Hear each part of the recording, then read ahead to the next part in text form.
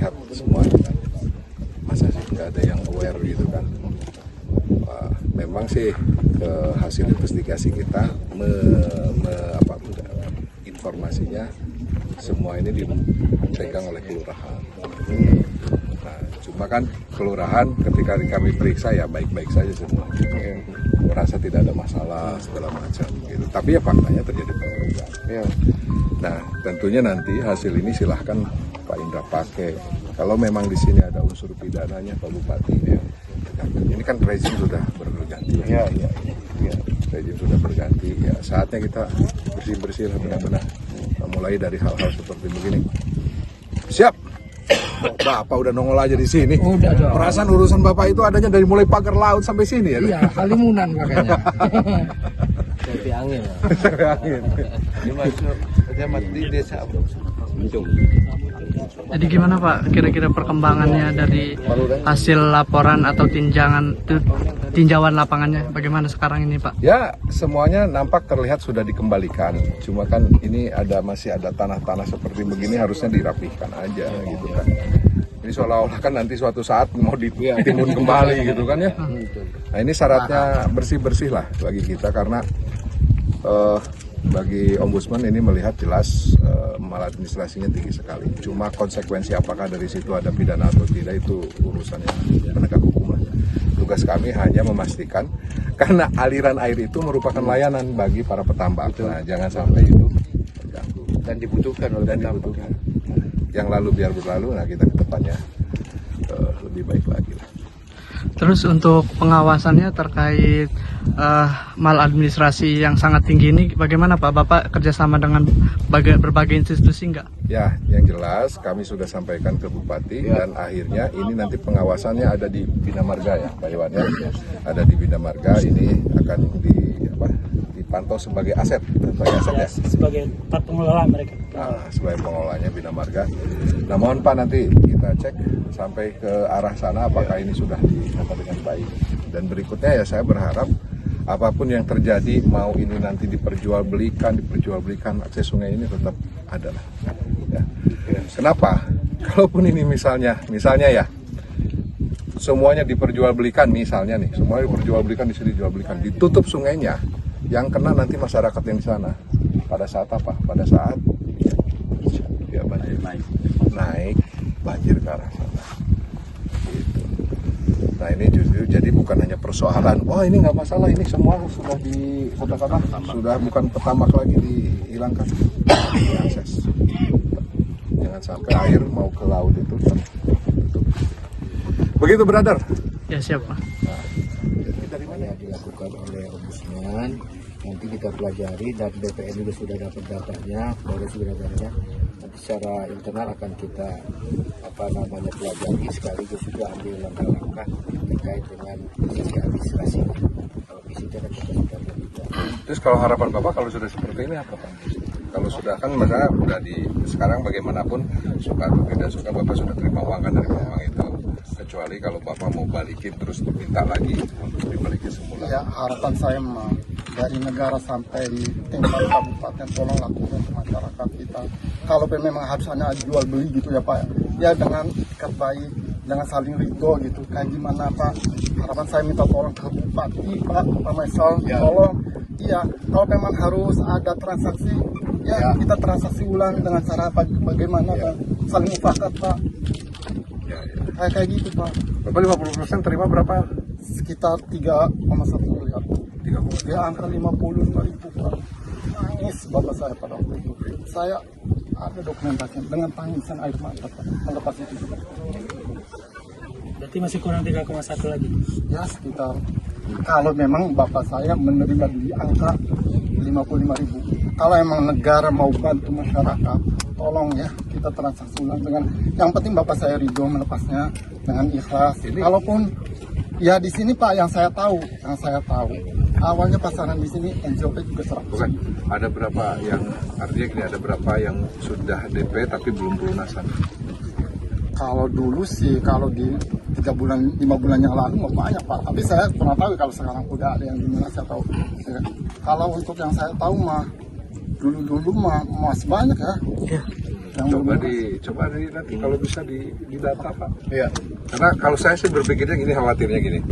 Ini misalnya tanah senilai sekian. Nah, terus jual belinya sudah dengan paksaan, dalam tanda kutip sudah dengan teror lah bahasanya. Jual belinya dengan teror, diuruk segala macam sehingga terpaksa. Disepakati nilai tertentu misalnya ya, tadi katakan 6,2 M misalnya. Dari 6,2 M ternyata yang dibayar cuma 3,1. Masih ada sisa, Bang. Masih ada sisa. Jadi sudah ada teror, pembayaran tidak tuntas. Akhirnya dari 55.000 sebenarnya bukan 55.000, itu sama dengan menjual di harga 25 ribuan sekian, 27 Kalau ribuan. dengan harga yang diterima. Kalau dengan harga yang diterima. Terus 1 tahun kita tanah nggak produktif Pak, penghasilan nggak ada. Kita lagi urut. Maksud saya kalau memang tolong Pak Bupati tolong. Iya. Ya, Cuma maksudnya begini juga, biar Pak. di masyarakat itu kalau Pak Bupati yang menentukan harga ada apresial 70.000 atau 80.000 pasti masyarakat bisa. Jadi Saya gini, jamin, Pak. kalau Ayo Pak.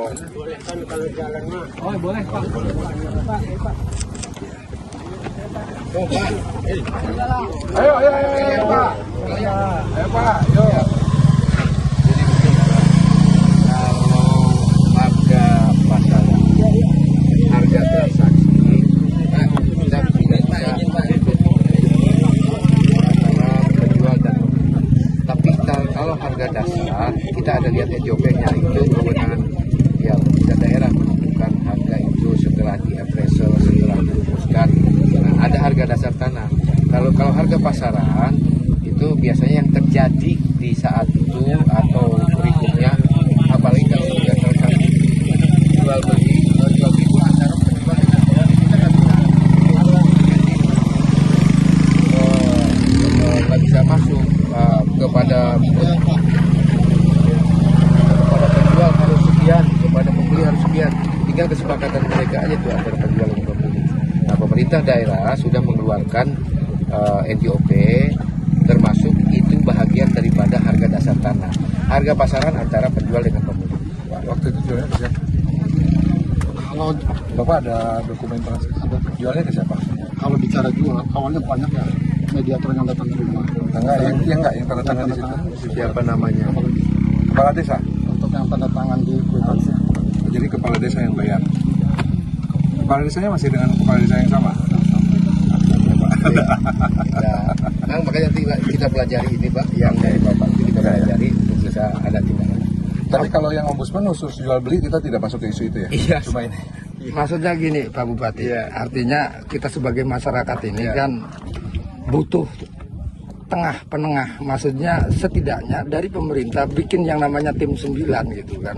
Bagaimana pemerintah ini sebagai alat negara memfasilitasi komunikasi antara masyarakat dengan pengembang gitu kan. Artinya si pengembang ini jangan bertindak semena-mena. Kan pengembang ini kan mereka usaha di dalam suatu negara gitu. Yang itu juga kita punya payung hukum gitu yang sama. Artinya kayak lihat posisi seperti ini aja kan mereka itu tidak mengindahkan rona lingkungan. Bagaimana tata ruang awalnya gitu kan. Jangan-jangan ini juga artinya tata ruangnya kemudian tata ruang petani dan nelayan, ruang hijau malah dia tidak mengindahkan hukum tata ruang itu. Mereka semena-mena bikin sesuatu yang itu bertentangan dengan rona lingkungan itu. Artinya pihak pemerintah juga harus mengkaji detail juga persoalan tata ruang, bagaimana hubungan sosialnya, bagaimana ekonominya, politiknya dan seterusnya sampai tingkat agama. Saya mohon itu artinya sebagai ini. Oke, kalau ke tata ruangan sudah jelas itu ada di perdanya. Sangat tidak mungkin kalau misalkan itu tadinya hijau jadi kuning dibangun gunung, sangat tidak mungkin. Pasti ada peruntukannya, peruntukan RT RW-nya kalau tata ruangan. Saya yakinkan bahwa ini tidak terjadi salah kita memberikan izin-izin, itu yang pertama. Yang kedua terkait dengan pembentukan panitia 9 itu adalah pengadaan tanah. Jadi pengadaan tanah itu bagi kepentingan proyek-proyek umum gitu kan. Nah persoalan sekarang kan ada penjual ada pembeli, kita nggak bisa masuk Pak. Nah, kita nggak bisa nekan kepada penjual harus sekian, kepada pembeli kita harus sekian juga, kan nggak juga itu hak mereka berdua begitu kan. Tetapi ada peran pemerintah dalam hal ini adalah menerbitkan SPPT, NJOP-nya itu sebagai harga dasar tanah. Untuk pelaksanaan jual beli itu disesuaikan dengan perkembangan yang terjadi di situ dan juga antar penjual dengan pembeli. kita nggak bisa masuk ke situ. Kalau sosialisasi sudah Pak, kita kepada masyarakat nih, PBB yang sudah kita terbitkan, terus juga NJOP-nya besarannya sekian, itu sebagai patokan. Patokan dalam hal ini adalah masyarakat yang memanfaatkan tanah itu, walaupun bukan pemilik, memanfaatkan tanah itu bisa membayar. Pak Bupati, kalau sudah ada nih kondisinya seperti sekarang, misalnya kepala desa udah jelas dia yang bayar, Ya. terus nggak full. Nah, kira-kira ada apa peran pemerintah? Nanti kita panggil dulu Pak, kepala desanya kita panggil. Saya kira itu. Pembinaan aja dulu ya. Ya, saya kira itu. Pembinaan. Kalau mau tanya, kalau kira-kira undang-undang NJOP itu ada istilah hukum turun NJOP nggak kira-kira? Kenapa? Jadi NJOP misalnya NJOP-nya 200.000 per meter, tiba-tiba turun 3 kali misalnya. Jadi begini, PBB itu ya, Karena ini NJOP-nya turun 3 kali. ya artinya PBB itu dilihat dengan perkembangan lokasi itu. Yang kedua, turun misalkan ada keringan itu merupakan relaksasi kebijakan pemerintah daerah apabila memang masyarakat setempat membutuhkan atau di lokasi itu membutuhkan. Jadi nggak ada harus turun sekian-sekian, nggak ada. Jadi melihat situasi kondisi yang berkembang pada satu di lokasi itu, kalau misalkan ada permohonan karena mungkin tidak produktif, terus juga mohon maaf masyarakatnya ekonomi masih terbatas, itu juga ada relaksasi juga. Tapi yang jelas, kalaupun itu turun harus ada dasarnya juga. Oh, pasti ada Pak, di appraisal itu Pak, Iya, di ada appraisal. Ya masalahnya pas turunnya itu pas gencar-gencarnya Aneh ya. pas gencar-gencarnya calo tanah kemana-mana ada pembangunan proyek PEK 2, jadi di situ pas turun-turunnya itu. Dan bukan di sini Pak, turun juga, di lain-lain juga. Iya semua. Di lain-lain juga turun. Kita tidak ada pengakuan yang berbeda. Pengakuannya sama semua. Dalam hal tadi ada relaksasi dari pemerintah daerah untuk meringankan beban masyarakat. Oke, Saya kira gitu Pak. oke, sip. Tapi itu menjadi masukan. Ya, dari makasih. ya, Usman, ya. Ya, Baik, ya. Bapak Ibu semuanya, saya pikir Pak Bupati, terima kasih ya. Terima kasih Pak. Kita Ya. Pak, mungkin satu lagi mau bertanya Pak, kan di sini kan otomatis ada pelaku pengurugannya yang berbuat maladministrasi yang sangat tinggi tadi. Nah, diduga ada tindak pidananya. Bagaimana menurut Bapak terkait itu? Kalau dugaan tindak pidana ya kita serahkan nanti kepada aparat penegak hukum. Nah, ini laporan ini diserahkan ke siapa saja, termasuk juga ke BBWS dan PMK. Hah? PBWS. BBWS dan Harusnya ke kepolisian, ke Kapolres diserahkan nggak? Ada berapa sih? Serahkan juga ke Kapolres ya. Biar nanti kalau ada tindakan pidana ya mereka yang ngurus. Gitu. Ombudsman tidak ngurusin urusan tindak pidananya, ya.